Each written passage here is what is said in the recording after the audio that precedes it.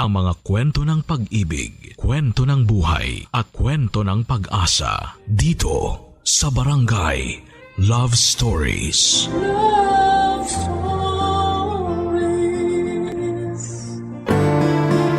Importante sa buhay na marunong kang kumilatis ng tao na pakikisamahan mo. Dahil meron na sa una lamang magaling pero sa uli ay iiwanan ka rin. Ikaw, kabarangay, marunong ka bang kumilatis ng tao? Dear Papa Dudut, magandang tanghali sa inyo at sa mga kabarangay natin na avid listener ng Barangay Love Stories. Ako nga pala si Milet, hindi ko tunay na pangalan. 35 anyos na ako sa ngayon at isang housewife na nakatira dito sa Bulacan. Panati ko na ako ng programa ninyo sa radyo, ang boses ni Papa Dudut, ang kasalo ko. Tuwing tanghalian at wala akong pinapalagpas na episode ninyo sa radyo maano online. Sa katunayan ay nakikinig na rin po kami araw-araw at bigla akong naisip na magpadala ng sulat sa inyong istasyon. Magsisimula ang lahat noong kabataan ko, Papa Dudut. Lumaki ako na binubuhay ng isang single parent. Ang tatay ko na lamang ang kasama namin ang 3 ko pang nakababatang kapatid. Maaga kasing nawala si nanay. Buhay pa naman siya, nanlalaki lang. Kaya nga simula noon ay tinuong ko na lamang sa pag-aaral ang atensyon ko. Mapangarapin din po akong klase ng tao, Papa Dudut. At wala akong ibang hangad kundi ang matulungan ang kaisa-isang magulang namin at makabawi sa kanya.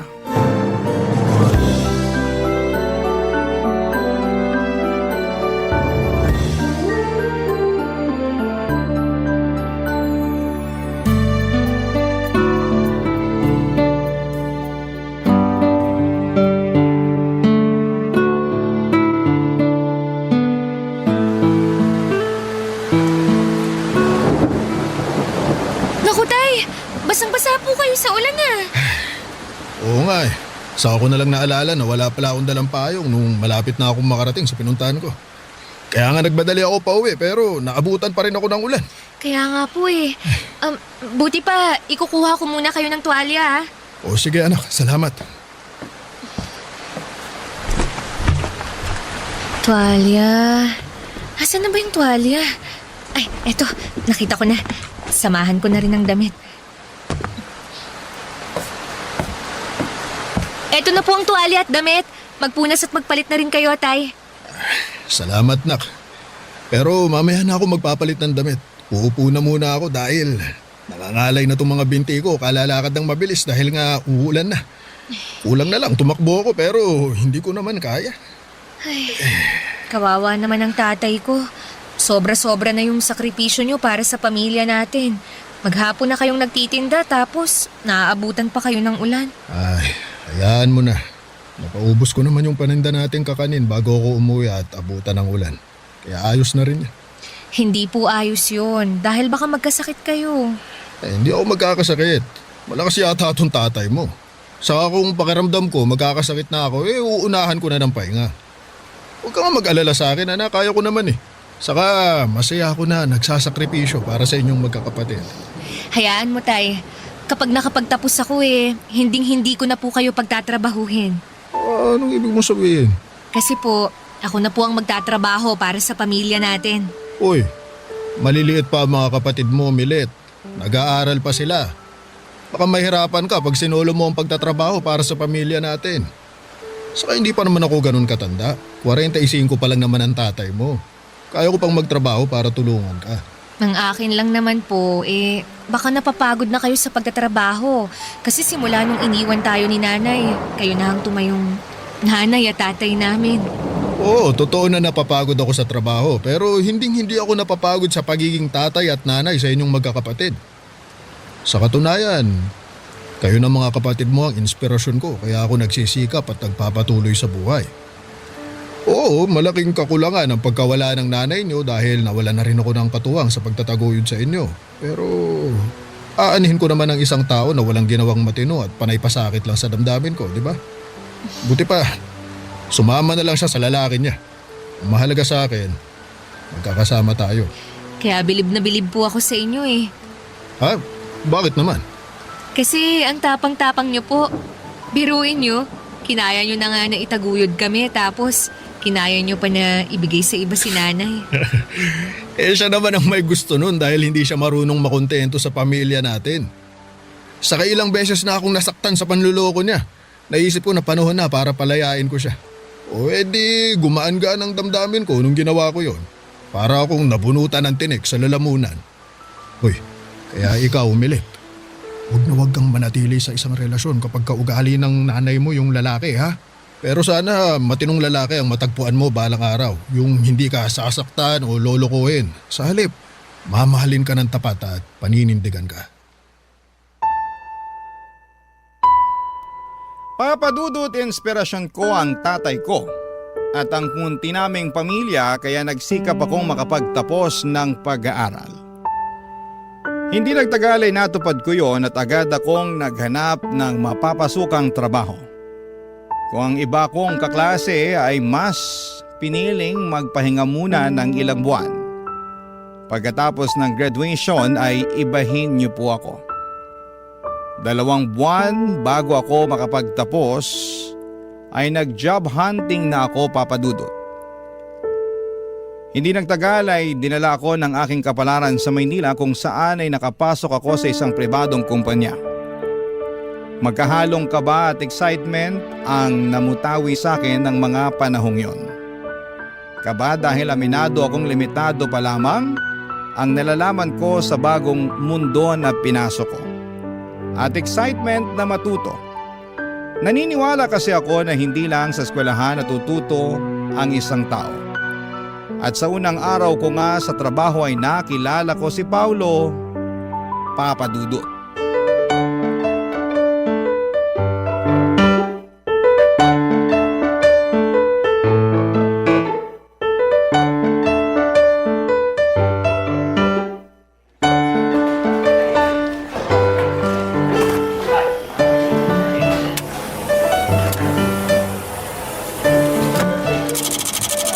Teka, paano ba paganahin to? Medyo nabobobo ako rito ha. Ay naku! Teka, kanino ba ako pwedeng magpatulong? Nagmamadali pa naman yung bisor ko na makuha tong mga pinapa-photocopy niya. Hello there, beautiful. What's up? May problema ba? Ako ba yung tinawag mong beautiful? Wala naman ako nakikitang maganda sa paligid bukod sa'yo. Kaya ikaw yung sinasabi ko maganda. Bigla naman akong nahiya. Bakit ka naman mahihiya? Saka huwag kang yumuko. Hindi ko makita yung kagandahan mo eh.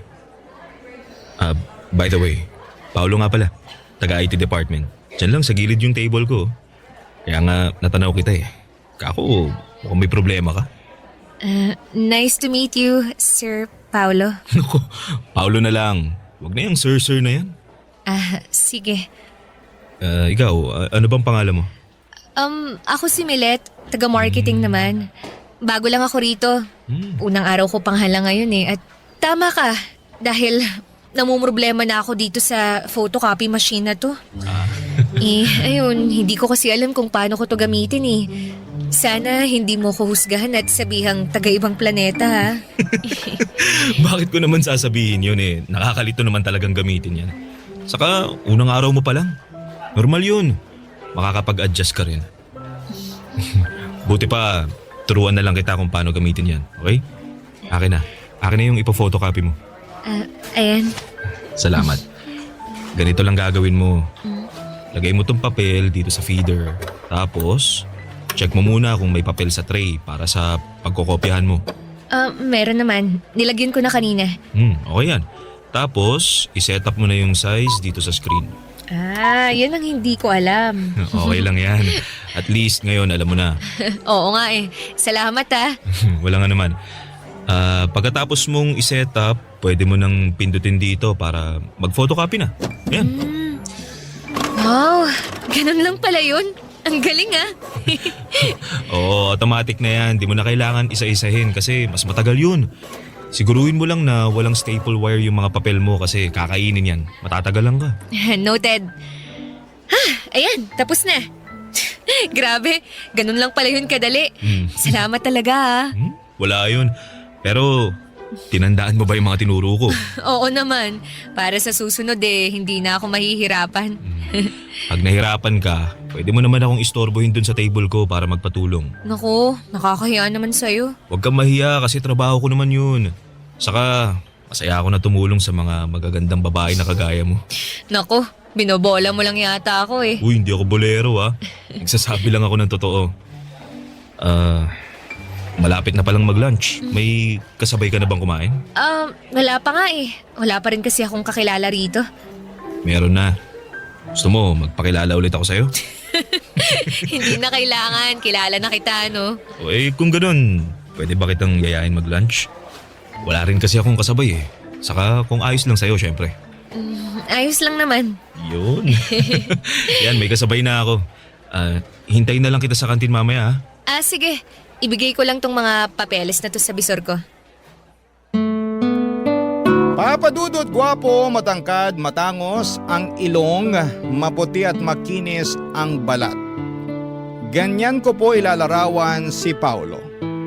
Para siyang anghel na bumagsak sa lupa dahil tinulungan niya ako noong unang araw ko sa trabaho. Taga-IT department siya samantalang ako ay nasa marketing. Pero hindi siya nagatubili na dayuhin ako upang tulungan kapag may kailangan. Lalo na nga sa computer at office equipment na hindi ko alam gamitin. Bukod sa mga pisikal niyang katangian, pala kaibigan din si Paulo. Palangiti rin siya, bagay na kinatuwa ko ng husto sa kanya. Palatawa at makuwento. Mas matanda sa akin si Paulo ng 6 na taon. 28 years old na siya at ako naman ay 22 years old. Pero pakiramdam ko ay magkaedad lamang kami dahil sa husay niyang makisama, Papa Dudut. Barangay Love Stories. Barangay Love Stories.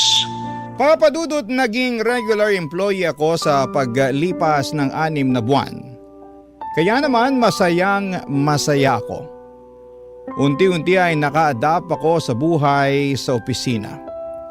Hindi na ako yung dating tatanga-tangang empleyado sa unang araw ng trabaho.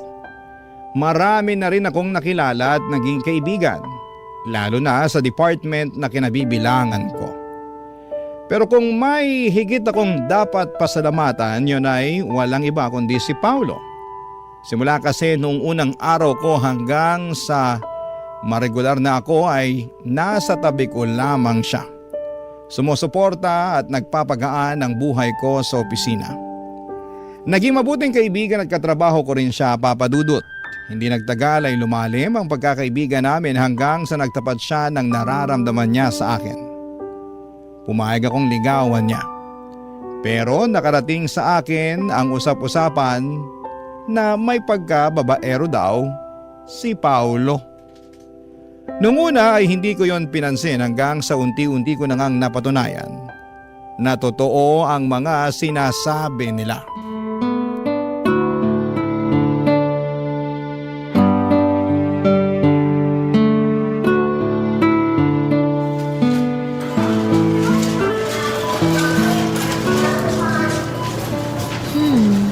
Bili kaya ako nitong sauce na to.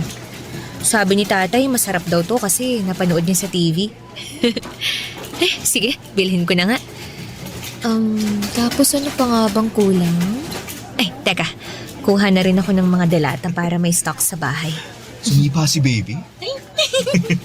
Sige nga, pahawak nga nun dyan mo, ma. Ayan o, dali. Ano? Nararamdaman mo ba? Oo nga, sumipa nga. Hello, baby. Excited na si daddy na lumabas ka. Ako rin. Paulo? Milet? Sino yung babaeng yan, mahal? Katrabaho ko lang, mahal. Hi, Milet. Nag-grocery ka rin pala rito? Oo. Pero ngayon pa lang naman. Narinig ko kasi na mura raw ang mga paninda rito kaya sinubukan ko. Oo, totoo naman. Lagi nga kami dito ni Krista eh. Hindi mo ba ako ipapakilala sa katrabaho mo, mahal? Oo, syempre. Ipapakilala kita. Nga pala, Milet, si Krista. Fiancé ni Paolo. Nice to meet you, Milet. Nice to meet you rin. Buti pa, mauna na ako kasi marami pa akong bibilhin eh. Sigurado ka ba? Bakit naman hindi? Ha? Kanina ka pa, Paolo, Nakita mo lang yung katrabaho mo na wala ka na sa wisyo kausap? Ano sinasabi mo? Hindi ah. Hindi raw, pero halatang halata kaya sa'yo. Excuse me lang pero maiwan ko na kayo. Hoy, Milet, ayusin mo lang, ha? Ha? Ano nga ayusin ko? Yung buhay mo. Kung ayaw mo ng gulo, layuan mo si Paolo. Teka nga! Teka, Krista. Wala namang ginagawang masama si Milet, kaya wag mo na siyang awayin, mahal. Buti pa, pumunta na tayo dun sa cashier. Magbayad na tayo ng mga pinamili natin, ha? Bakit tayo magbabayad hindi pa nga tayo tapos mamili?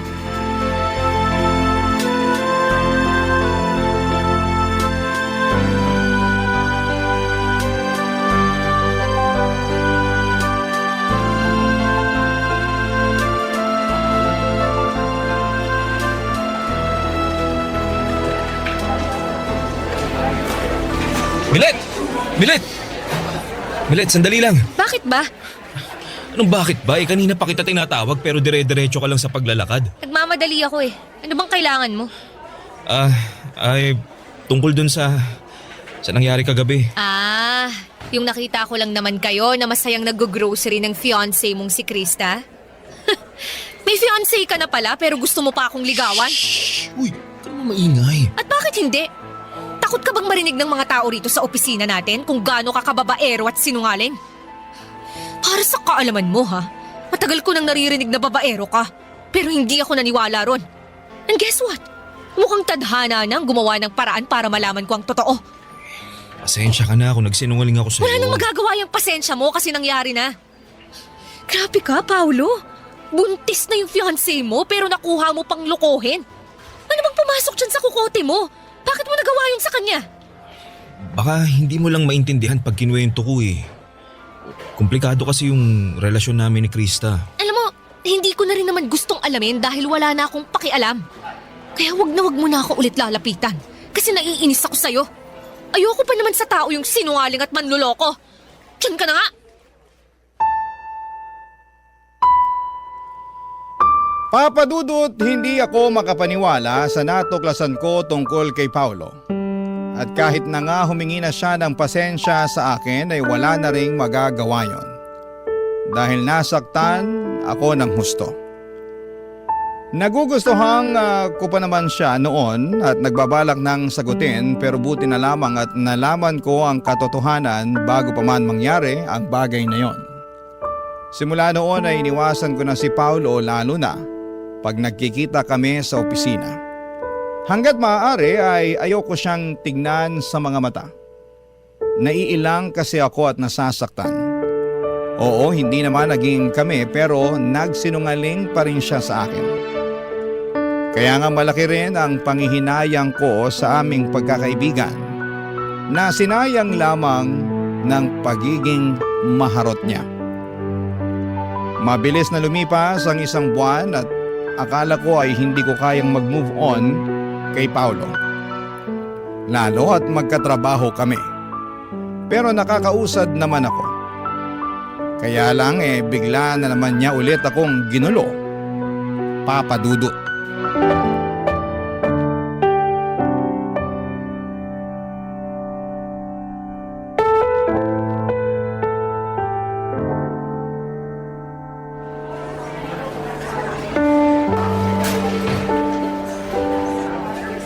Milet, pwede bang kausapin mo na ako? Kinakausap naman kita. Oo nga, pero tungkol lang sa trabaho. Ano pa bang pag-uusapan natin bukod sa trabaho? Wala naman na, di ba? Meron kasing... Kasi Ano? Kasi... hiwalay na kami ni Krista. Ano? Matagal ko na talaga siyang gustong hiwalayan pero... Hindi ko magawa dahil nga magkaka-baby na kami. Hindi ko naman talaga siya mahal eh. Masyado kong nasasakal sa kanya. Napaka-control freak nun. Pero nakiusap siya sa akin na aayusin namin ang relasyon namin. Magbabago raw siya kaya nagstay ako alang-alang sa baby namin. Sinubukan ko naman na maging okay kami pero wala. Wala na talaga akong nararamdaman sa kanya. Hindi yan ang nakita at narinig ko dun sa grocery. Ang sabi mo, excited ka nang lumabas ang baby niyo ni Krista. Tapos bigla mo akong lilinyahan ng ganyan, ha? Tsaka bakit mo ba sinasabi sa akin ang bagay na yan? Wala naman akong pakialam dun. Sinabi ko kasi ikaw ang rason kung bakit ako nakipaghiwalay sa kanya. Ako? Oo. Kasi mahal kita. Nababaliw ka na. Nababaliw na nga ako siguro pero yun talagang nararamdaman ko eh. Naging duwag ako na makipaghiwalay kay Krista bago ko pa aminin sa'yo yung nararamdaman ko. Kaya naman nakapagsinungaling ako. Tsaka inaamin ko yun kaya nga humihingi ako ng tawad sa'yo. Wala rin namang magagawa yung paghingi mo ng tawad dahil nasaktan mo na ako. Tapos ngayon, ang lakas pa talaga ng loob mo na sabihin sa akin na mahal mo ko kung kailan nakaka-move on na ako sa'yo. Lalo mo lang akong sinasaktan sa ginagawa mo eh. Milet, pasensya ka na talaga. Hindi ko sinasadya pero hindi ko rin naman kayang pigilan yung nararamdaman ko. Mahal kita. At gusto ko sanang humingi ng isa pang pagkakataon sa'yo. At sa tingin mo, ibibigay ko pa yun sa'yo? Oo. Kasi naniniwala ako na may nararamdaman ka pa rin para sa akin. Meron nga, pero puro na lang galit at inis. Patawad talaga, Milet. Naging padalos-dalos ako. Kaya nga napag-isip-isip ko na itama yung mga pagkakamali ko. Hiniwalayan mo si Krista para ayusin yung sa atin? Iyon ba yung sinasabi mong tinama mo ang pagkakamali mo? Oo. Paano yung magiging anak nyo? Ha? Ano? Huwag mong sabihin na nakalimutan mo na yung magiging anak nyo. Hindi. Pero nag-usap na kami ni Krista na pananagutan ko pa rin yung bata. Susustentuhan ko pa rin dahil ako pa rin naman yung tatay niya eh. Hindi ko naman tatakasan yung anak namin. Gusto ko lang talagang maging malaya kay Krista at sa relasyon namin. Dahil pag hindi ko ginawa yun baka masiraan na ako ng ulo.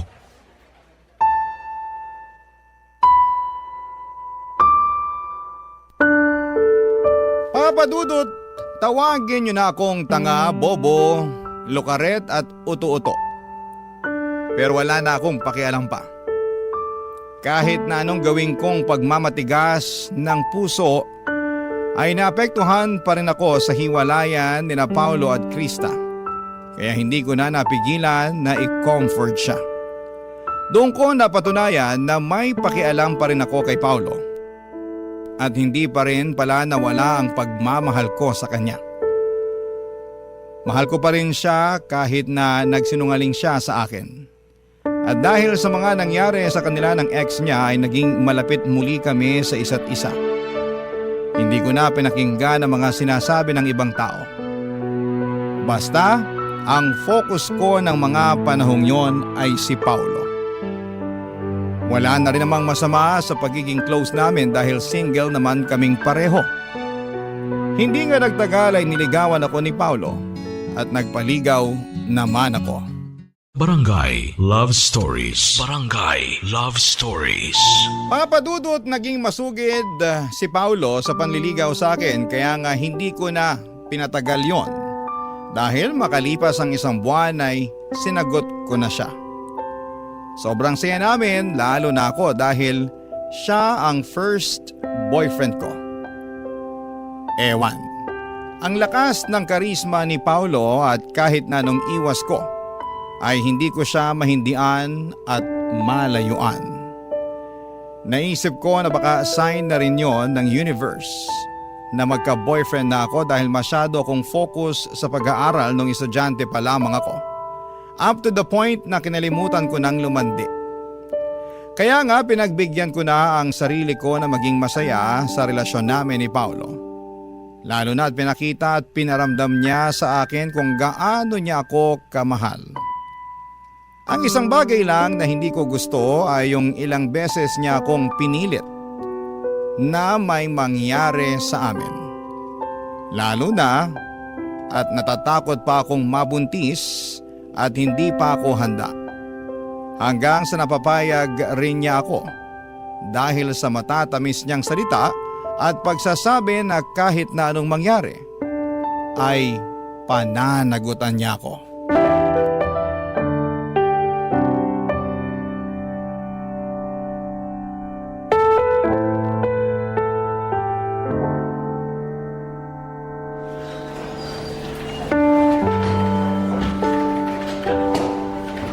Paolo, may sasabihin ako sa'yo. Ano ba yun? Kita mo, dami-dami kong tinatapos na trabaho eh. Dalihan mo na, istorbo ka. Sobra ka naman, break time naman ah. Masyado ka naman yatang masipag. Bulag ka ba o ano? Ang dami kong ginagawa oh. Kung hindi ko pababawasan yan, siguradong matatambakan ako. Tapos sumabay ka pa talaga. Ano ba problema mo? Sabihin mo na yung sasabihin mo para matapos na. Paolo, buntis ako. Ano? Anak naman nutok nini. Paano nangyari yun? Paanong nangyari yun? Sigurado ka na bang buntis ka? Oo! Kasi 3 beses na ako nag-pregnancy test. At lahat lumabas na positive. Oh, eto, nasa bulsa ko. Tingnan mo para malaman mong nagsasabi ako ng totoo. Ayan, tingnan mo. Tingin nga.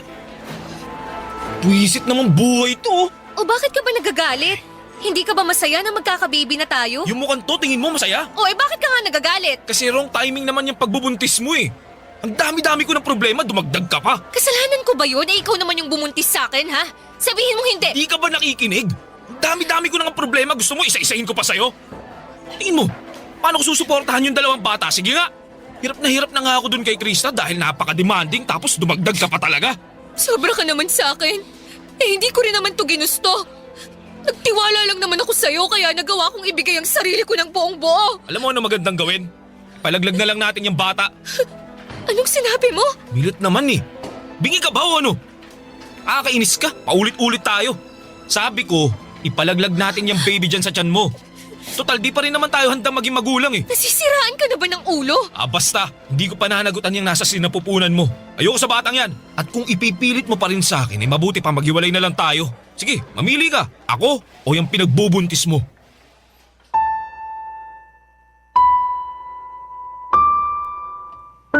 Papadudot, nangyari na nga po ang kinakatakutan kong mangyari nang hindi tanggapin ni Paolo ang magiging anak namin. Para po akong binuhusan ng malamig na tubig na may isang katutak na yelo kaya nagising ako bigla sa katotohanan. Na nagsinungaling na naman sa akin ang nobyo ko. At ngayon ay pakiramdam ko ay malaki ang natalo sa akin dahil nga sa nabuntis niya ako. Litong-lito ako ng mga panahong yon lalo na at nagsimula nang lumayo ang loob sa akin ni Paolo. Tinakot niya pa ako na makikipaghiwalay sa akin kapag hindi ko pinalaglag ang baby namin. Pero mas takot ako sa karma kaya hindi ko ginawa ang bagay na yon. Hindi nagtagal ay sinabi ko sa tatay ko ang katotohanan at pareho kaming umiyak dahil sa mga nangyari sa akin.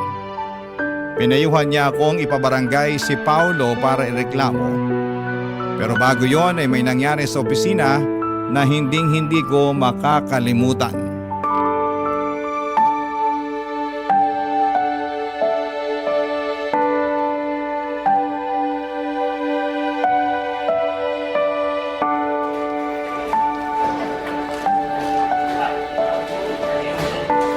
Krista, anong ginagawa mo rito sa opisina namin? Ikaw talagang pinunta ko rito dahil nang gigigil ako sa'yong malandi ka!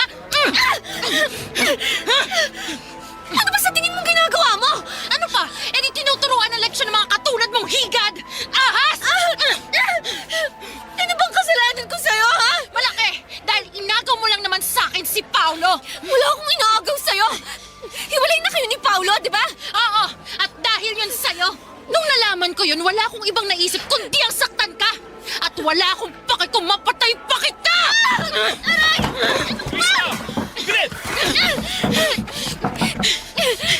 Bakit ko gagawin yun? Dapat lang naman yan sa babaeng yan! Pwede ba, Krista? Tapos na tayo. Alubayan mo na ako. Lubayan? Magkakababy na tayo, di ba? Hindi na ba talaga natin pwedeng ayusin ang relasyon natin? Nag-usap na tayo. Wala nang pag-asa na maayos ang relasyon natin. Walang pag-asa dahil sa babaeng yan! Oo! Nagmamahalan kami ni Milet, kaya pabayaan mo na lang kami. Ayoko! Hindi ko kayo hahayaang maging masaya! Ha? Dapat sa yung babae ka, sinasabunutan! Kakalbunutin ang ahas ka! Iwan mo ako, Krista! Napakawalang yama! Ikaw ang walang hiya! Malandi! Mga agaw! Hindi ako malandi!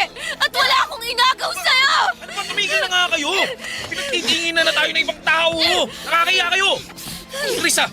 Krista, tama na sabi! Bitiwan mo si Bilit! Bitiwan mo na! Pwisit naman! Aray! Paolo, ano ba? Itiwan mo nga ako! Doon ka nga! Bilit! Bilit, ayos ka lang? Huwag mo akong hawakan! Bilit naman, bakit mo ako sinampal? Kulang pa nga yan! Dahil kasalanan mo ang lahat ng to! Paano ko naging kasalanan si Krista ang nanggugulo? Kasalanan mo! Kasi masyado kang malandi! At kasalanan ko rin! Kasi nagpauto ako sa'yo! Pero na-realize ko na malaking pagkakamali talaga na binigyan pa kita ng tsansa na mapalapit sa akin. Sana talaga umiwas na lang ako sa'yo noon nung may pagkakataon pa. Tapos ngayon, sinaktan pa ako ni Krista. Hindi ko kayo mapapatawad! Kayong dalawa! O bakit? Anong ga... Akala mo, hindi ako pinalaki ng tatay ko na duwag, no? Pwes, dyan ka nagkakamali! Walang iya ka! Ano to? Dugo? Bagay pala sa'yong may dugo sa nguso. Halika! Kulang pa yan at dadagdagan ko pa! Bilit, ano ba? Tumigil ka na! Ikaw ang tumigil! Simula sa araw na to, huwag ka nang lalapit sa akin! Kayong dalawa! Hindi ko nahahayaang kuluhin niyo pa ang buhay ko! Magsama kayong dalawa! Mga baliw! Mga baliw!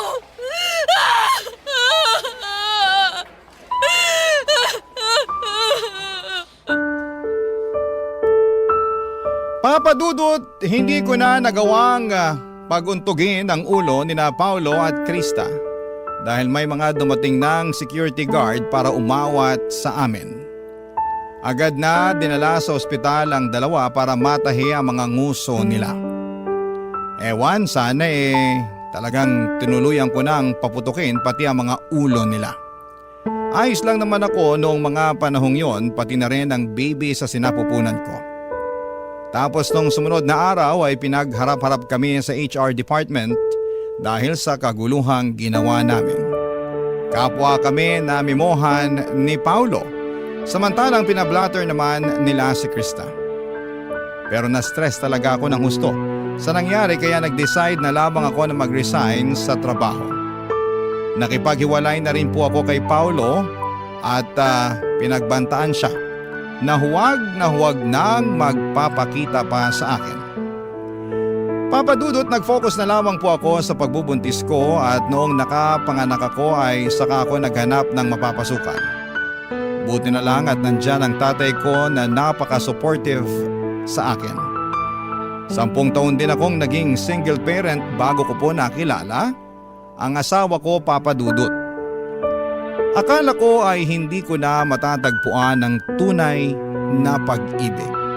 Pero ibinigay pa rin yon sa akin ng Panginoon.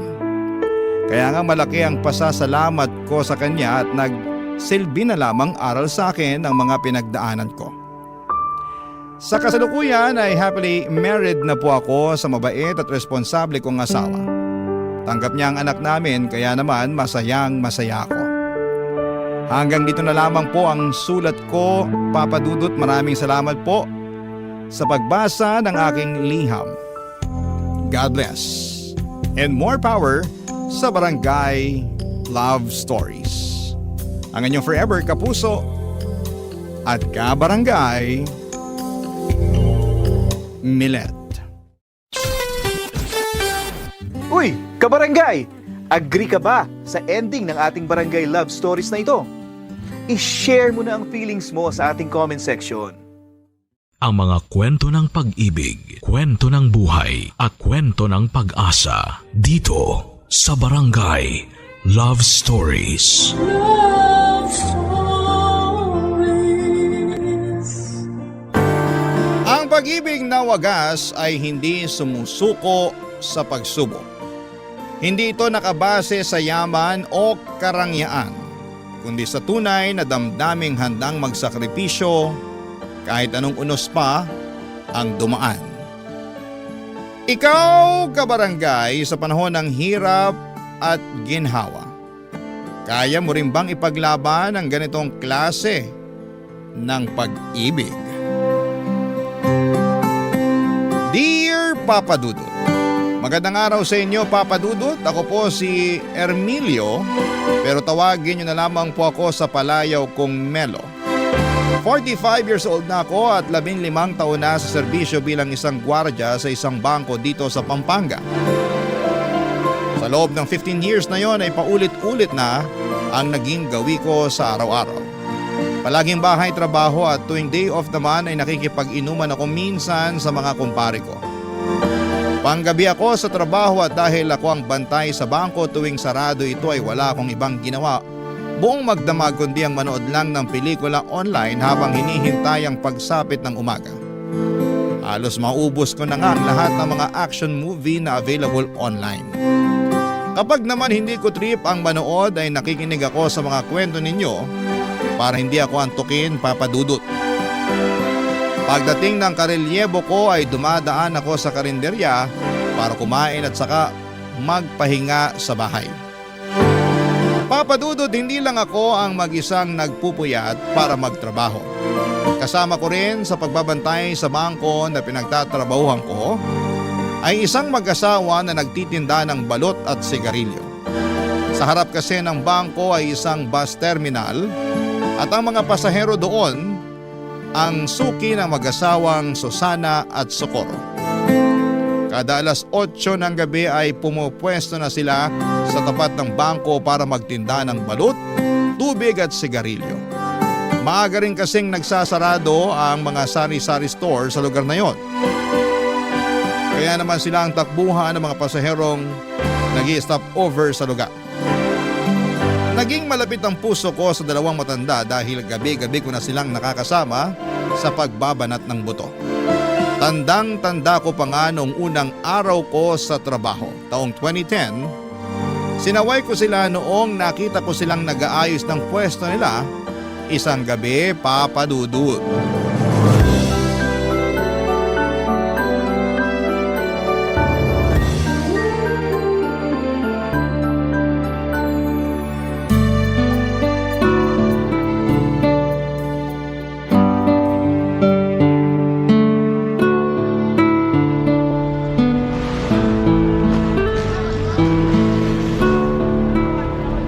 Itali mo ng maayos yung payong para hindi liparin. Paano liliparin? Wala namang hangin. Kini-question mo pa ako, itali mo na nga lang.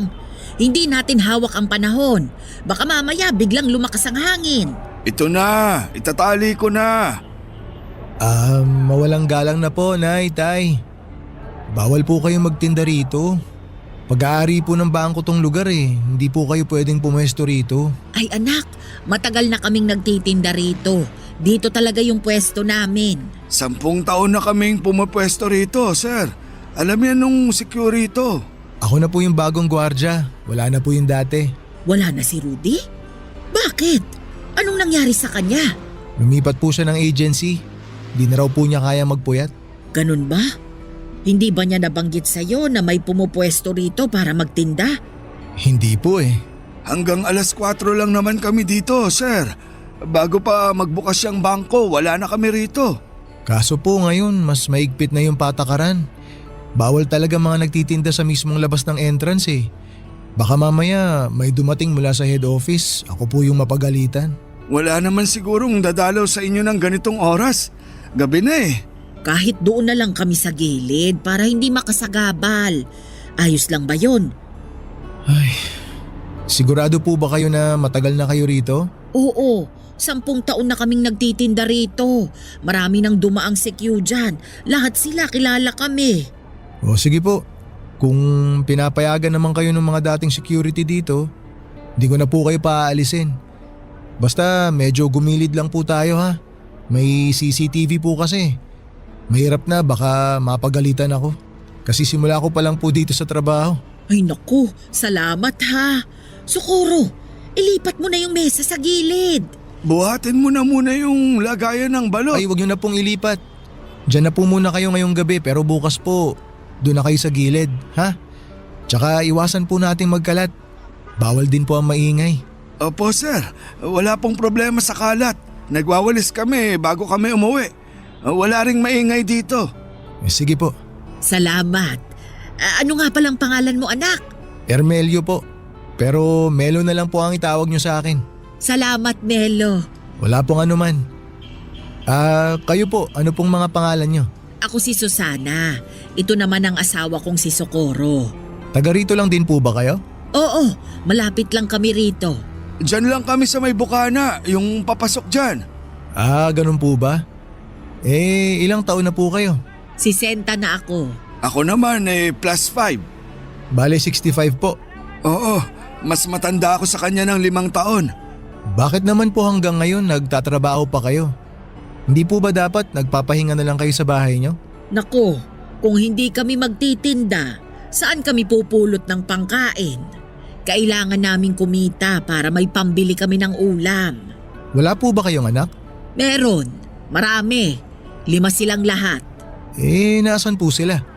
Bakit hindi po sila magbanat ng buto? May kanya-kanya na silang pamilya eh. Kami na lang nitong asawa ko yung magkasama sa bahay. Ganun po ba? Di wala na kayong kasama sa bahay niyan. Wala na. Kami na lang dalawa ni Socorro ang magkasama. Sabi ko nga sa kanya, tumira na lang kami dun sa bahay ng bunso namin eh. Kaso ayaw ng asawa ko. Bakit naman po?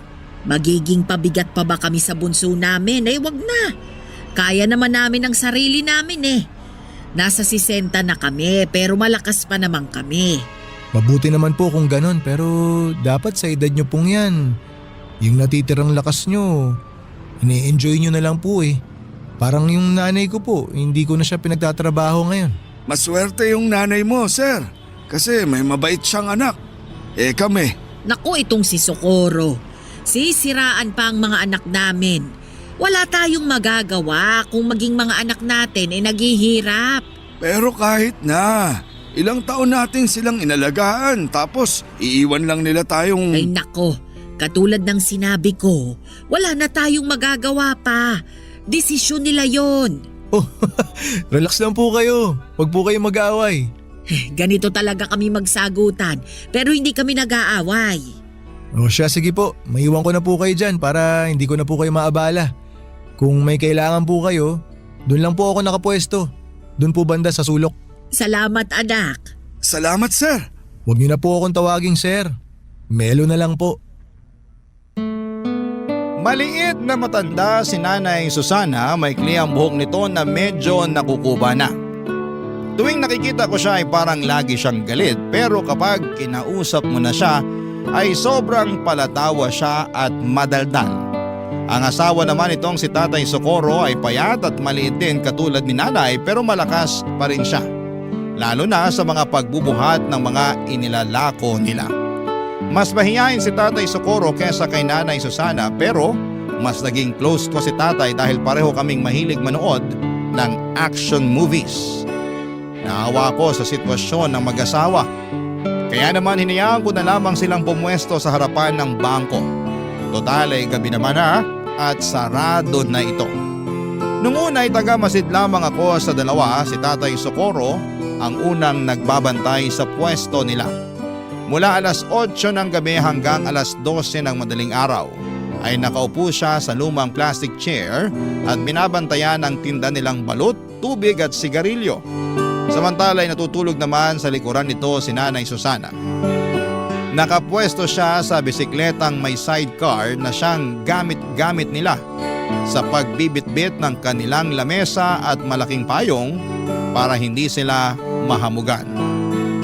Pagsabit naman ng hating gabi ay papalitan ni Nanay Susana si Tatay Socorro sa pagbabantay para makapagpahinga ang asawa niya. Siya ang nagbabantay hanggang sa alas 4 ng umaga. Siya na rin ang nagwawalis ng mga kalat at nagliligpit ng mga gamit nila. Sa kanya gigisingin ang asawa niya para makauwi na sila at makapagpahinga. Hindi nagtagal ay naging malapit din ako sa mag-asawa sa mga sumunod na buwan na pagsama-sama namin sa iisang lugar. Tuwing inaantok ako ay nakikipagkwentuhan ako sa kanila at doon ko nalaman ang love story nila, Papa Dudut.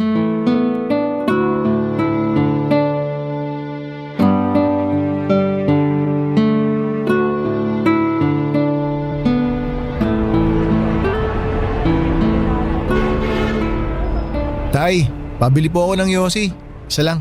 Anong yosi mo? Yung mentol po. Heto, 4 bayad niyan ha. Salamat po. Eto po bayad. Nagyosi ka pala? Opo, pero minsan lang. Lalo na kapag inaantok po ako. Kung gusto mo, may kape ako rito para magising ka. Nagtitinda rin po kayo ng kape? Hindi, nagdadala lang kami ng kape para kung sakaling antokin makakapagkape kami. Ah, akala ko may binibenta rin kayong kape. Oh, hetong kape. Okay lang po, salamat na lang. Baka po wala ng kape si nanay mamaya. May extra naman kami. Karaniwan kasi, nakakadalawa ako ng kape. Maraming salamat po ah. Timplahin ko na po itong isa. May maliit na thermos dyan sa may bike. Hanapin mo na lang. Yun po bang nasa tabi ni Nanay Susana? Ah, oo, yun nga. Kunin ko na po. Ay sige, mamaya ako natitimplahin. Sarap po ng tulog ni nanay. Oo nga napagod siguro kanina sa bahay. Naglaba Mukhang sanay na sanay talaga kayo sa puyatan ano? Ilang taon na po ulit kayo nagtitinda rito? Nasa 10 taon na rin siguro. Hindi ko na maalala kung kailan kami nagsimula Paano naman po kayo nagsimula? Bakit nyo naisipang magtinda rito? May sari-sari store dati si Susana. Kaso nalugi. Nung umalis sa bahay yung bunso namin, nagpasya yung asawa ko na magtinda na lang ng balot dito sa may terminal. Tapos may mga naghahanap ng sigarilyo. Kaya nagdagdag na rin kami ng sigarilyo tsaka tubig na rin. Kumusta naman po ang kitaan? Sakto lang para sa aming dalawa. Kahit papaano, kumikita naman kami ng sapat para may pambili ng bigas. Minsan, kung matumal ang benta, kumakain kami ng kangkong na tanim ng asawa ko. Marami yung tanim sa bahay Meron siyang talong, sili, kamatis. Kung ano yung mga gulay na nasa bahay kubo na kanta, meron siya. Para po mas tipid, no? Ako nga gusto ko rin magtanim para may mapagkukunan ng ulam kapag kinapos. Kaso hindi mahilig yung mga bata sa gulay Ilan na ulit anak mo? 3 po, isang lalaki tapos 2 babae. Pareho pala tayo. Isa lang din lalaki ko. Tapos babae na lahat. Matanong ko naman po kayo, Tay. Paano po kayo nagkakilala ni Nanay Susana? Mahabang kwento yan. Maaga kami nagkakilala niya ni Susana. Bata pa lang kami noon. Gaano po kabata? 16 siya noon, tapos 21 naman ako. Nagkakilala kami sa isang pista.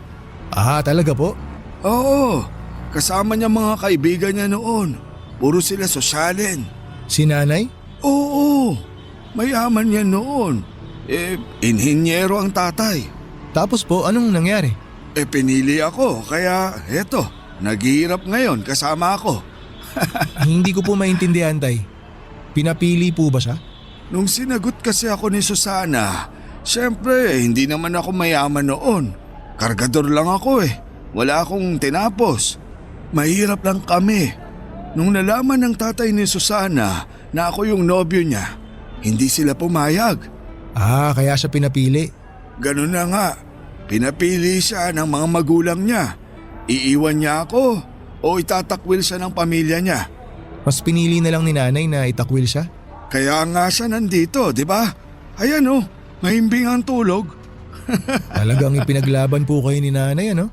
Kaya nga ginagawa ko ang lahat para maging maayos ang buhay niya kahit na naghihirap kami. Lahat ng gusto niya, pinipilit kong ibigay. Kasi alam kong hindi ganito yung buhay na nakagisnan niya. Pero ito pa rin ang pinili niya dahil sa akin. Wala po bang pagsisisi si Nanay Susana sa ginawa niya? Wala siyang sinasabi sa akin, pero may mga pagkakataon na ramdam ko na parang nagsisisi siya sa pinili niyang buhay. Minsan nga, nakokonsensya ako Bakit naman po kayo nakokonsensya? Kasi huli na nung napagtanto ko na hindi pala sapat yung pag-ibig lang para magkaroon ng magandang buhay. Hindi sapat na mahal niyo ang isa't isa.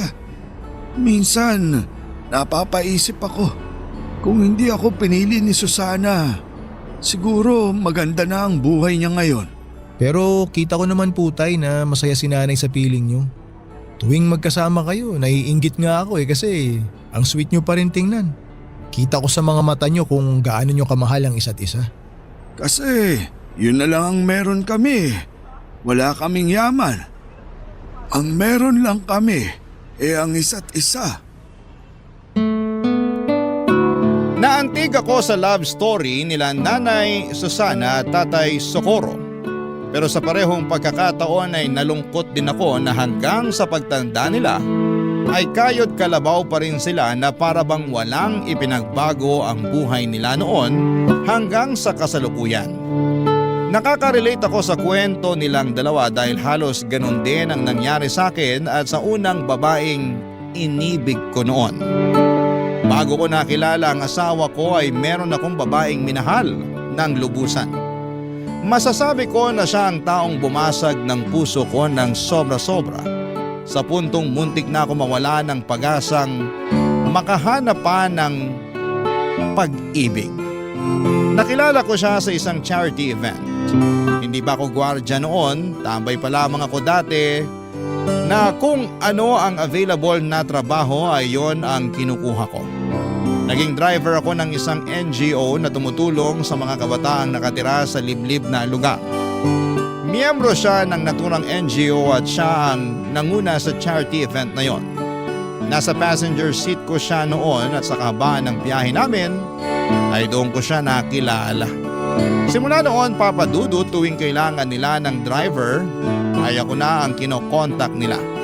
Hindi na mabilang ang charity na ginawa namin noon hanggang sa nagka-developan kaming dalawa. Nag-date kami ng ilang buwan hanggang sa sinagot niya ako. Tumagal po ang relasyon namin ng 2 taon pero naging patago ito.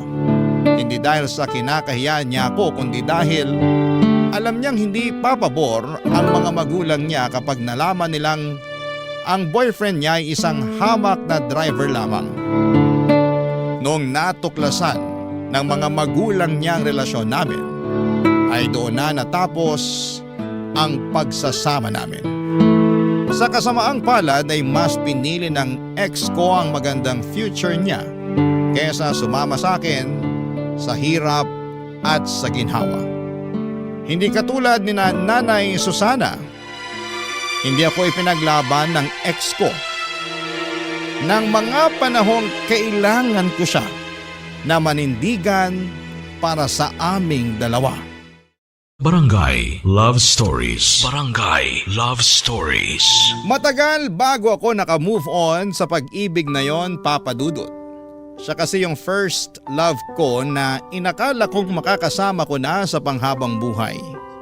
Masyado pa kasi akong bata noon para maniwala na ganon lang kadali ang pag-ibig. Hindi rin naman nagtagal ay nakahanap din ako ng babaeng tunay na ka-forever ko. Sabi nga nila kapag hindi napasayo ang isang bagay, ito'y dahil may ibang mas magandang bagay pa na darating para sayo. Ang naging pangalawang girlfriend ko ay siya na rin pong napangasawa ko. Isa siyang teacher na nakilala ko lamang dahil sa mga kaibigan namin.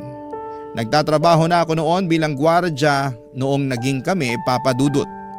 Minahal niya ako ng buo at totoo at hindi naging hadlang ang estado namin sa buhay. Ngayon ay may 3 na kaming anak at kahit papaano ay nabibigyan naman namin ng maayos at komportableng buhay ang mga anak namin kahit na hindi kami mayaman. Kung ako ang tatanungin ninyo, Papa Dudut, ay wala akong pinagsisisihan sa naging takbo ng love life ko. Totoo na nasaktan ako noong nawala sa akin ang unang babaeng minahal ko pero never ko siyang sinisisi na mas pinili niya ang future niya kesa sa akin. Nakita ko rin kasi na naging maganda naman ang outcome ng pag-iwan niya sa akin. Dahil may common friends kami sa Facebook ay may time noon na dumadaan sa newsfeed ko ang post ng ex kong yon. Kasal na siya at nakapangasawa ng isang politiko. May 2 na silang anak at masaya na sila sa buhay nila katulad ko na masaya na rin ako sa sarili kong buhay. Kaya po natutuwa ako sa kwento ni Nanay Susana at Tatay Socorro dahil pinaglaban talaga nila ang pagmamahala nila. Isang gabi habang tulog si tatay ay isang bagay ang tinanong ko kay Nanay Susana, Papa Dudut.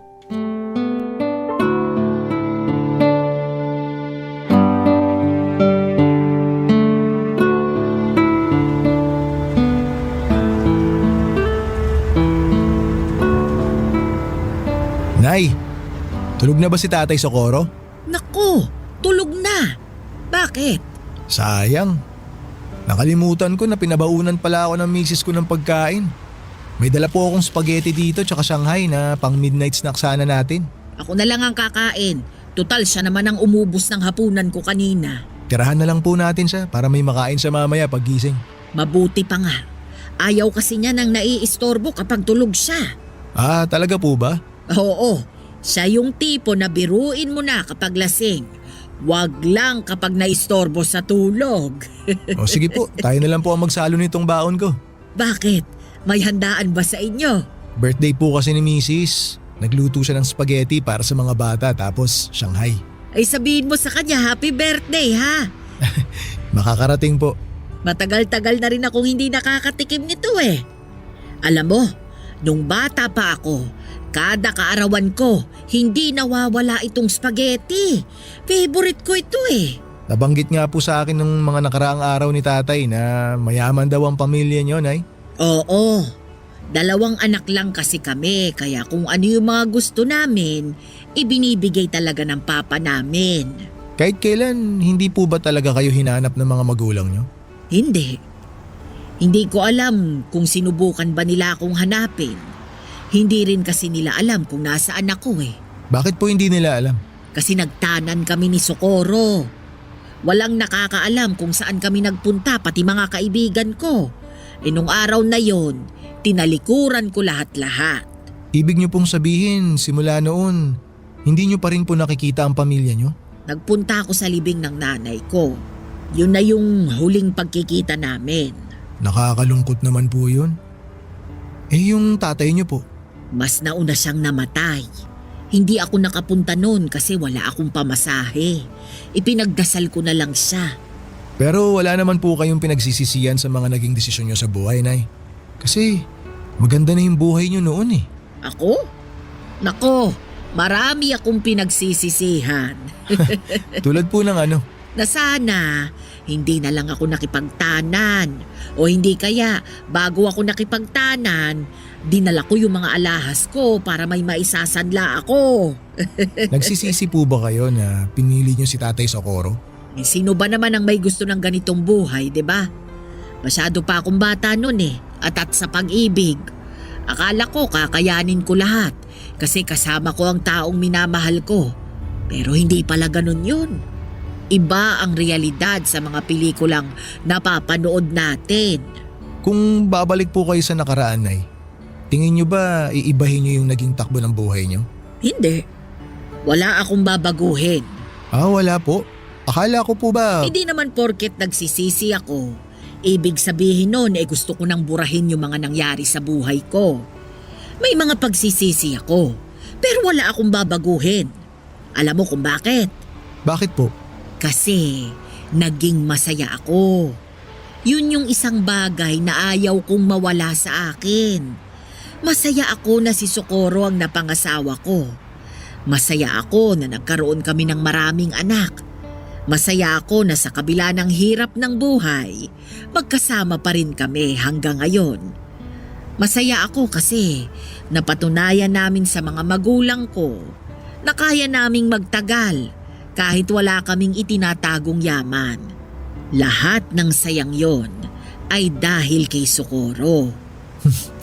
Nakakatuwa naman po yun. Kaya ikaw, sundin mo kung anong nasa puso mo, ipaglaban mo. Pero gamitin mo rin ang utak mo para sa ikabubuti.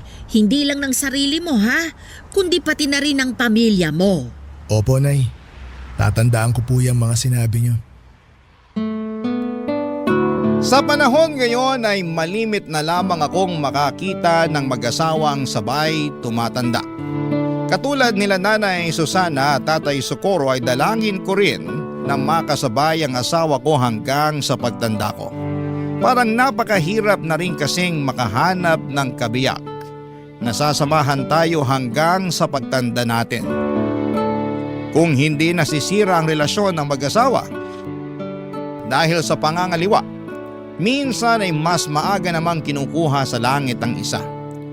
Kaya maswerte ang mag-asawa dahil napanindigan nila ang pangako nila sa bawat isa na magsasama hanggang sa pagputi ng mga buhok nila.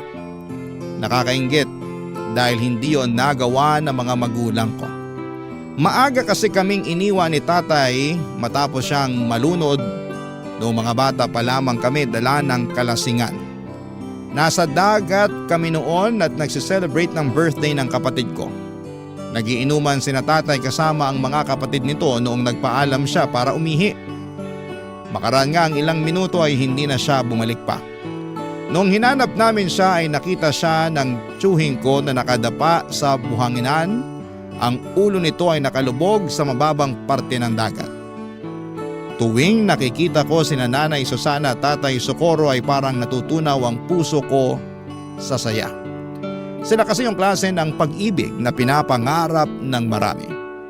Pag-ibig na nagsimula noong mga bata sila at napanindigan nila hanggang sa tumanda na sila. Sila yung pag-ibig na hindi naranasan ng mga magulang ko at pag-ibig na gusto ko ring maranasan balang araw. Pero sa kabila ng saya na nararamdaman ko para sa pagsasama nilang dalawa, hindi ko rin maiwasang maawa sa kasalukuyang estado nila. Sa edad nilang yon, dapat ay nagpapahinga na lamang sila. Hindi na rin kasi maganda sa kalusugan nila ang nagpupuyat para lamang kumita. Nang minsang tanungin ko kung nasaan na ang mga anak nila ay mas lalong nakaramdam ng awa ako para sa mag-asawa.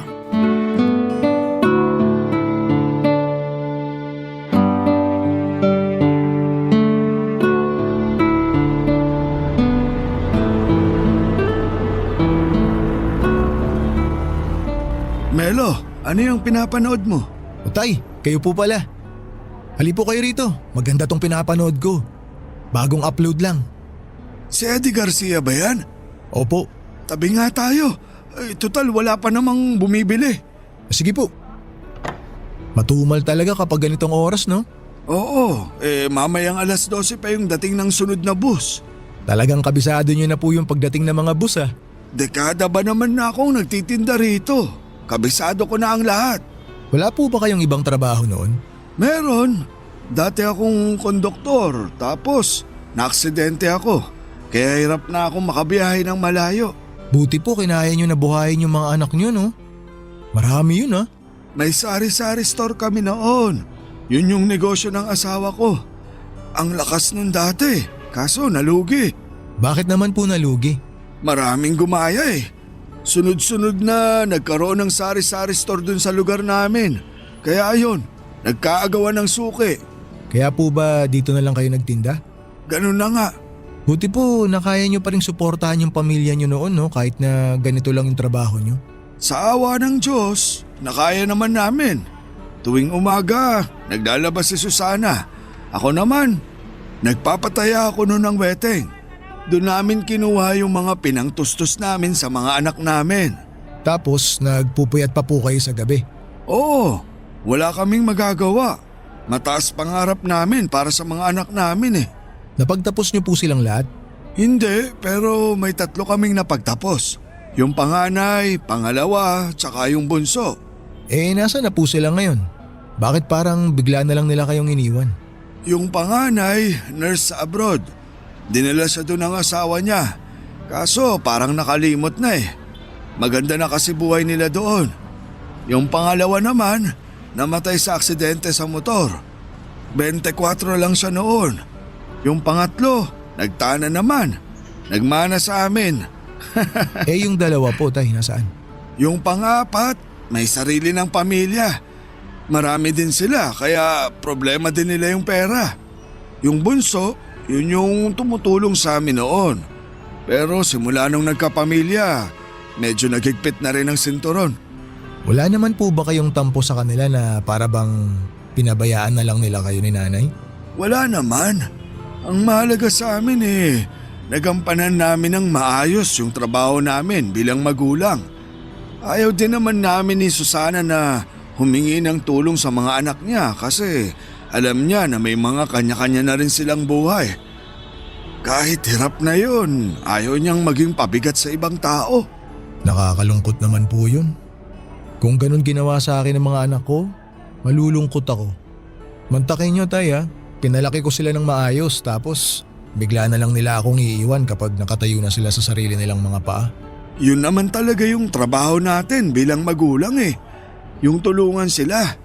Hindi nila obligasyon na ibalik yung mga sakripisyo natin sa kanila. Kahit na.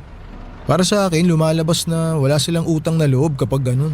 Wala naman talaga dapat silang utang na loob eh. Hindi naman nila ginusto na ipanganak sa mundong to. Tayo mismo ang nagdesisyon noon.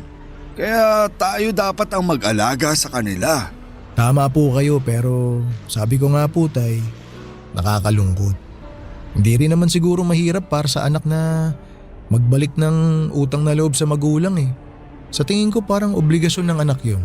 Hayaan mo na sila. Ang mahalaga naman eh, nasa maayos na ang kalagayan nila.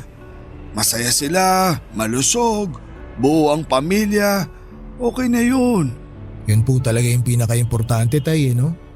Basta nasa maayos na lagay ang mga anak, masaya na rin ang mga magulang. Tama ka dyan. Ay tay, may bibili po ata. Ay, sandali. I-post mo muna yung pinapanood natin. Sige po tay, post ko lang. Antayin ko kayo. Halos kaedad ko lang ang panganay na anak nila Nanay Susana at Tatay Socorro. Kaya naman parang anak na rin ang naging turing nila sa akin. Dahil hindi na nila nakakasama ang mga anak nila ay sa akin na lamang nila ibinubuhos ang pag-aalaga na hindi na nawala sa ugali nila simula noong naging magulang sila. Ganon talaga siguro kapag naging magulang na. Likas na sa amin ang alagaan at bantayan ang mga taong halos kaedad lang ng mga anak namin. Sa mga sumunod pang 8 taon ay naging katulong na ako nila Tatay Socorro sa pagtitinda. Kapag inuulan sila ng customer ay tumutulong ako sa pagbibigay ng mga sukli. Lalo na't noong mga panahong yun ay medyo mahina na rin ang paningin nilang mag-asawa. Sa sobrang pagiging malapit ko sa kanila ay dinadalhan pa nila ako ng hapunan para makasabay ko silang kumain bago sila magtinda. Papa Dudut. Marami ang naitulong ng mag-asawa sa buhay ko. Bukod sa mga nakakasama at nakakausap ako or nakakausap ko sila sa pagbabantay buong magdamagay, sila na rin ang naging karamay ko noong namatay ang nanay ko. Kung hindi dahil sa kanila ay mag-isa kong haharapin ang kalungkutan gabi-gabi habang nasa trabaho ko. Pero dahil sila ang nakakasama ko tuwing nasa trabaho ako ay nabawasan ang lumbay na nararamdaman ko kahit papaano. Sina nanay at tatay ang tumulong sa akin para maayos ko ang problema naming mag-asawa noong nagkaroon kami ng matinding awayan. Kamunti ka na nga kami maghiwalay noon pero dahil sa kanila ay binigyan nila ng kalinawan ng utak ko. Ang mga payo nila ang sumalba sa relasyon naming mag-asawa. Papa Dudut. Hindi biro ang 15 years na pinagsamahan namin nila Nanay Susana at Tatay Socorro. Sa tagal at lalim ng pagsasama naming tatlo.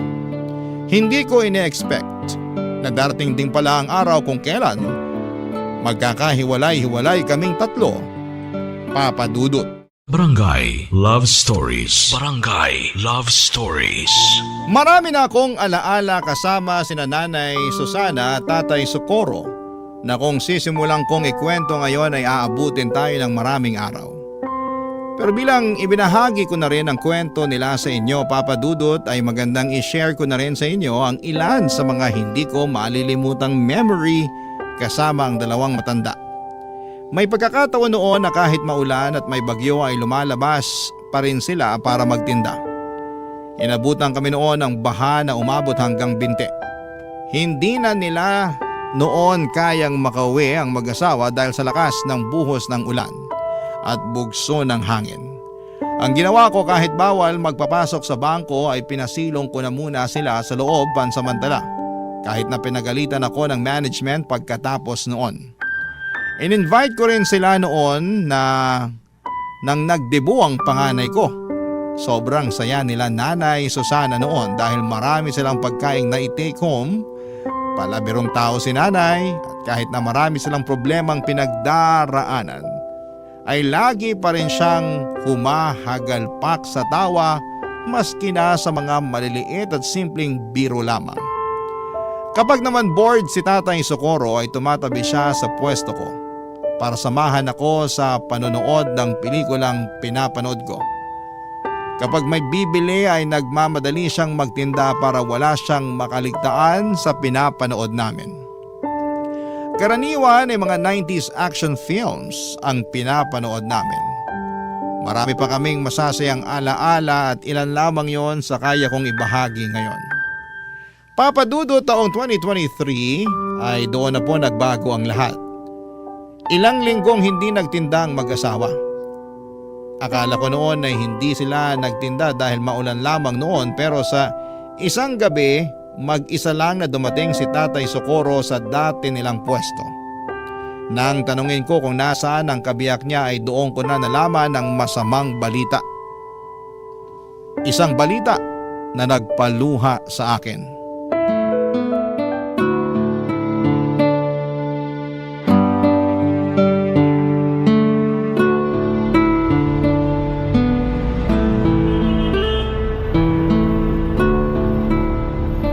Tay Socorro, kumusta na po kayo? Ilang linggo rin kayo nawala ni Nanay Susana ha? Mabuti naman ako, Melo. Hindi niyo po ata kasama si Nanay ngayon, Tay. Nasa ospital siya ngayon. Ha? Bakit po? Anong nangyari kay Nanay? Di ba matagal na siyang inuubo? Opo, binilhan ko pa nga po siya ng gamot para mawala yung ubo niya eh. Ayun, mas lumala yung ubo niya. Nung nagsuka na siya ng dugo, itinakbo na namin siya sa ospital. Hala, akala ko ubot sipon lang meron si Nanay. Malala na pala. Kaya nga eh, medyo nahirapan na rin kasi siya sa paghinga kaya natakot na kami. Yung bunso ko ang nagsabi na itakbo na siya sa ospital.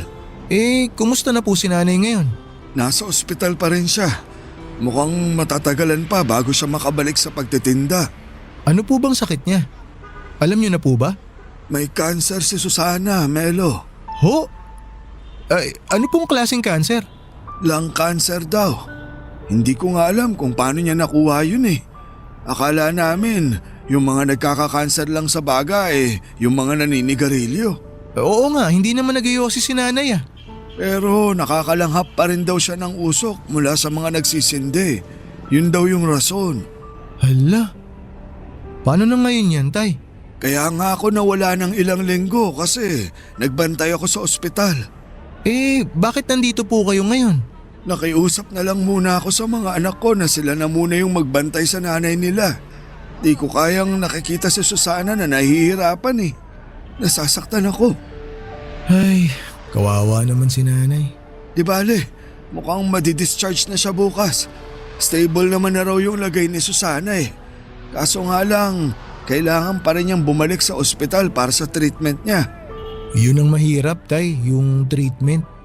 Sobrang tapang na mga gamot para sa cancer eh. Sana kayanin ni Nanay. May kaibigan din kasi ako na nagka-breast cancer. Nakwento niya sa akin kung gaano kahirap magpa-chemotherapy. Pinapatay daw nun yung cancer cells sa katawan eh, pero para na rin daw siyang pinapatay tuwing nagpapakimo siya. Sobrang lala daw ng side effects eh. Yun na nga yung ikinakatakot ko eh. Nabanggit din niya ng doktor sa amin. Pero ang assessment nila, malakas pa naman raw si Susana.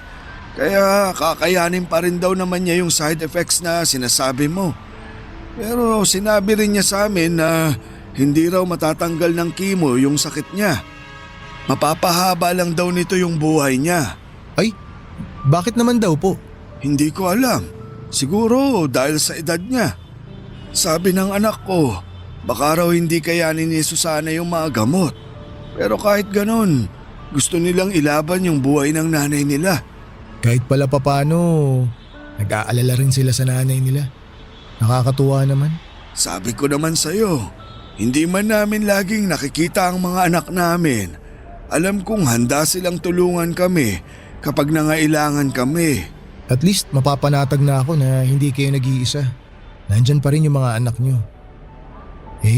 Kumusta po ngayon ang kalagayan ni Nanay Susana? Ayun, medyo mahina pa rin ang katawan. Ewan ko nga simula nung tinurukan nila ng kung ano-anong gamot, mas lalo siyang nanghina Hayaan niyo po, Tay. Ipapanalangin ko po na gumaling agad si Nanay. Salamat, Melo. Yun na lang talaga ang kaya nating gawin ngayon. Ipagpasa Diyos ko na lang ang lahat. Huwag po kayong mag-alala. Fighter si Nanay. Alam ko nalalabanan niya yung sakit niya. Sana nga. Hindi pa ako handang mawala siya Tulungan ko na po kayo sa pag-aayos dyan. Salamat. Ilagay muna natin tong payong ha. Sige po. Kailanman ay hindi ko nakita si Nanay Susana na nagsindi ng sigarilyo. Hindi siya nagbibisyo pero dahil gabi-gabi siyang nakakalanghap ng usok mula sa mga parokyano nila, ay nadali ang baga ni Nanay. Doon lang nila nalaman na kahit na hindi pala naninigarilyo ang isang tao ay pwede pa rin itong tamaan ng komplikasyon sa baga na dulot ng usok nito.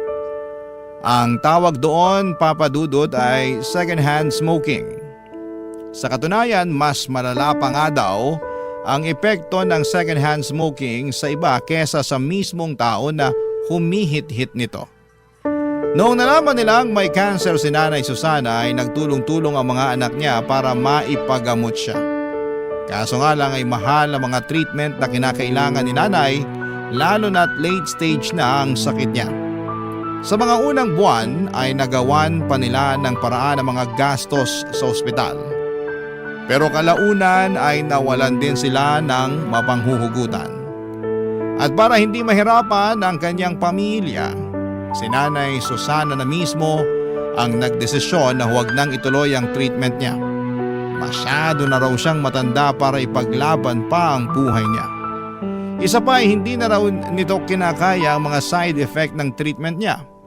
Tanggap na niya na hanggang doon na lamang ang buhay niya. Kaya mas pinili na lamang niyang maghirap ng mag-isa kaysa idamay pa ang pamilya niya. Nakakalungkot na parang sumuko na lamang si Nanay Susana sa buhay pero naiintindihan ko kung bakit mas pinili niyang tumigil na lamang sa pagpapagamot. Mahirap kasing lumaban kung ikaw mismo ay walang pera para ipaglaban ang sarili mong buhay. Gusto ko mang makatulong noon ay wala naman akong ekstrang pera na maipapahiram sa mag-asawa dahil maging ako ay sapat lang ang kinikita para sa sarili kong pamilya. Tanging panalangin na lamang noon ang naitulong ko para kay Nanay Susana.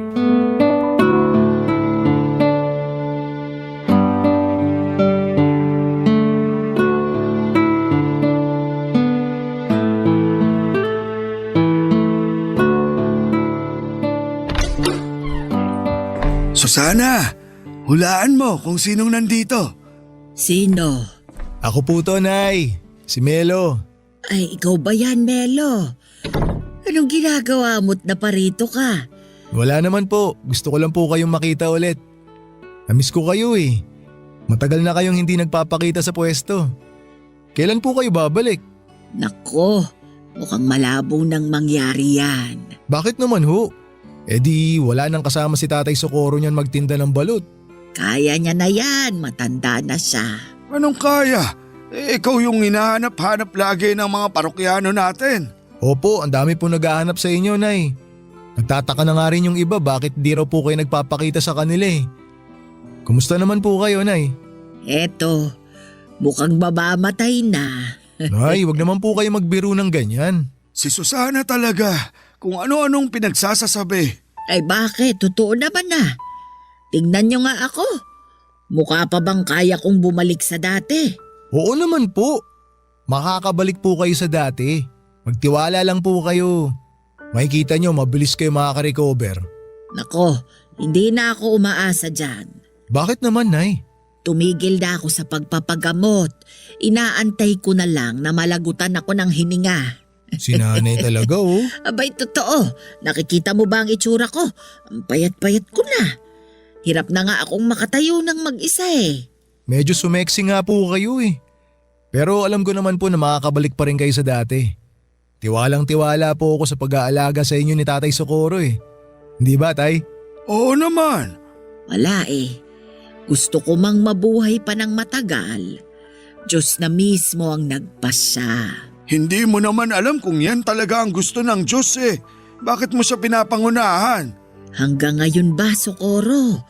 Hindi mo pa rin matanggap na mamamatay na ako? Hindi. Kailanman, hindi ko tatanggapin na mamamatay ka na.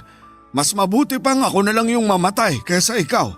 Tignan mo to, ang drama. Nako, bakit po ba patay ang pinag-uusapan natin? Wala pong mamamatay kahit isa sa inyo kasi matagal pa po tayong magkakasama. Melo, matanda na ako. Hindi ko nakakayanin pang labanan tong sakit kong to. Yung mga mas bata nga sa akin nadadali pa eh. Partida nagpapagamot pa ang mga yon. Paano na lang ako na matanda na nga, tumigil pa sa pagpapagamot. Ang bilis nyo naman pong sumuko, Nay. Habang humihinga, huwag po kayong mawala ng pag-asa. Tanggap ko na malapit na kaming magkita ni kamatayan. At saka kahit ngayon pa kami magharap, hindi ako natatakot. Hindi po kayo natatakot na mamatay, Nay? Hindi. Tingin ko, nagawa ko naman na lahat ng kailangan kong gawin sa buhay eh.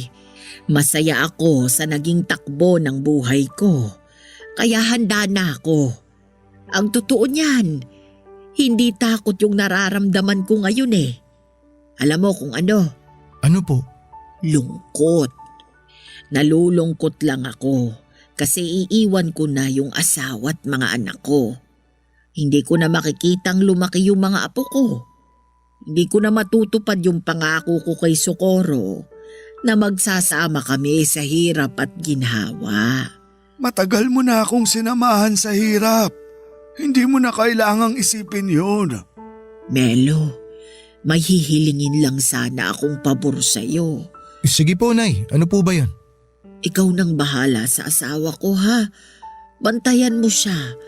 Siguraduhin mong nakakakain siya sa tamang oras. Huwag po kayong mag-alala. Ako na pong bahala kay Tatay. Parang sira talaga tong si Susana eh. Bakit mo ko ibinibilin sa iba?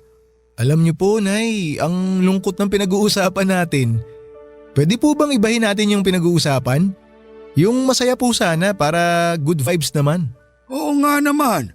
Hindi pumunta si Melo dito para mag-iyakan tayo. Papadudot mabilis na humina ang katawan ni Nanay Susana sa mga sumunod na buwan hanggang sa isang araw ay nabalitaan ko na lamang na pumanaw na siya. Para ako nawalan ulit ng ina sa pangalawang pagkakataon. 4 na buwan lang ang itinagal ni Nanay bago siya binawian ng buhay. Ang dating masayang mag-asawa na gabi-gabi nagtitinda ng sigarilyo at balot ay mag-isa na lamang. Noong natapos ang shift ko sa unang araw ng burol ni Nanay Susana ay sa kanila ako dumiretso para magbigay ng respeto. Kitang-kita ko sa mga mata ni Tatay Socorro ang labis na kalungkutan sa pagkawala ng kanyang asawa. Ang dating tahimik na si Tatay ay mas naging tahimik pa. Pagkatapos ng libing ay unti-unting bumalik sa dating gawi si Tatay Socorro. Ipinagpatuloy nito ang pagtitinda ng yosi at balut kahit na mag-isa na lamang siya. Kung sila ang naging sandalan ko noong namatayan ako ng ina, ginawa ko naman ang lahat para ako naman ang maging sandalan ni Tatay sa pagkawala ni Nanay Susana. Kapansin-pansin ang pagbabago sa ugali ni Tatay. Hindi na siya gaanong makwento at lagi na lamang siyang nakatulala sa kawalan. Hindi ko na nga siya noon maimbita para manood ng pelikula. Isang buwan ang lumipas habang abala ako sa panonood sa cellphone ko. Isang gabi ay nagulat ako nung isang babae ang napasigaw sa may pwesto ni Tatay Socorro. Nagmamadali akong lumapit sa kanila noong nakita kong nakatumba na si Tatay mula sa kinakaupuan niya. Ang kwento sa akin ng babae ay bibili sana siya ng balut pero tulog ang matanda. Sinubukan niya itong alugin para magising pero sa halip na magising ay natumba siya. Agad akong tumawag ng tricycle at tinakbo namin si tatay sa ospital pero idiniklara siyang wala ng buhay. Namatay siya nang hindi namin namamalayan. Papadudot atake sa puso raw ang sanhi ng pagkamatay ni Tatay Socorro.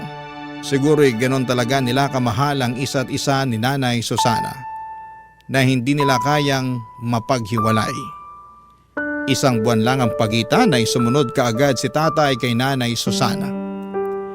Ngayon tuwing nakikita ko ang dati nilang pwesto ay napapangiti na lamang akong mag-isa habang binabalikan ang mga masasayang ala-ala naming tatlo.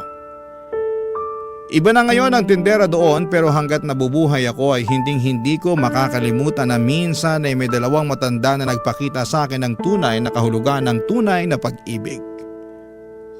Dito na po nagtatapos ang sulat ko at maraming salamat po, Papa Dudut, ang inyong kapuso at kabarangay forever, Melo. Kwentuhan naman tayo dito sa comment section.